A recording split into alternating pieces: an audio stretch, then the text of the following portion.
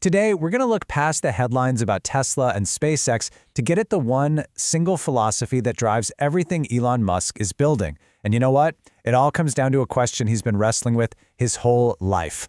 Right, so we all know Musk. We know the companies, Tesla, SpaceX, now X. But what if I told you that none of this is really about cars or rockets? What if they're all just tools for a much, much bigger and, honestly, a deeply philosophical mission? A mission that's all driven by this one question that's been bugging him since he was a teenager. See, this right here is the key to getting inside his head. The cars, the rockets, even the brain implants with Neuralink, none of that is the endgame. For him, they're just stepping stones. They're ways to get to something much bigger, expanding our consciousness, trying to actually understand the universe, and, making sure humanity has a future.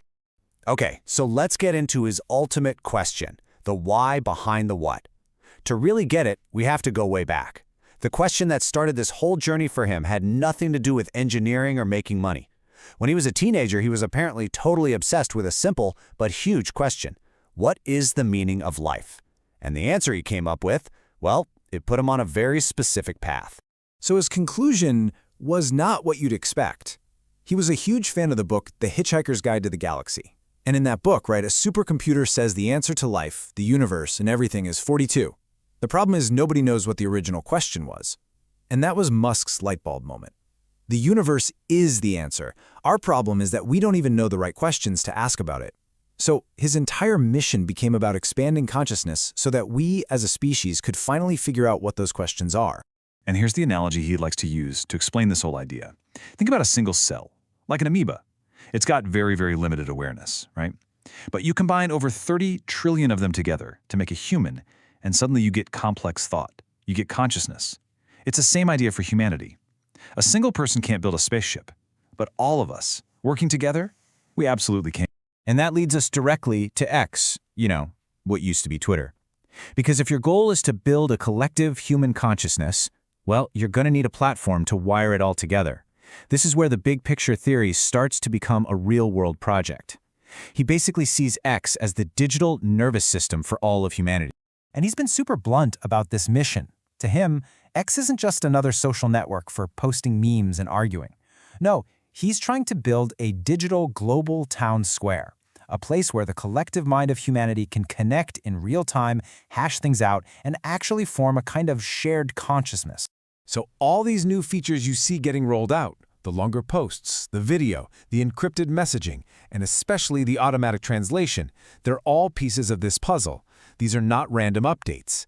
They're tools designed to basically increase the bandwidth of our global conversation, to tear down the walls of language and geography so ideas can just flow.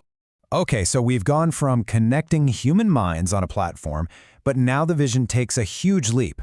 The next phase is all about creating artificial minds, AI and robotics, and he thinks they're going to create a future with an almost unimaginable level of abundance.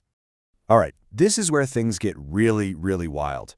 Musk is on record predicting that in less than 20 years, 20 years, AI and robots will be so good at everything that the whole idea of working for a living will just disappear. A job will be something you choose to do, kind of like a hobby for personal fulfillment, not something you have to do just to pay the bills. He believes this insane acceleration in AI is pushing us straight toward what sci-fi writers have been calling the singularity for decades. It's this moment in time where technology starts growing so fast, so exponentially, that the future just becomes impossible to predict. It's not necessarily good or bad, it's just a total unknown. He compares it to the event horizon of a black hole. You just have no idea what's on the other side. So, what does life even look like in a world like that?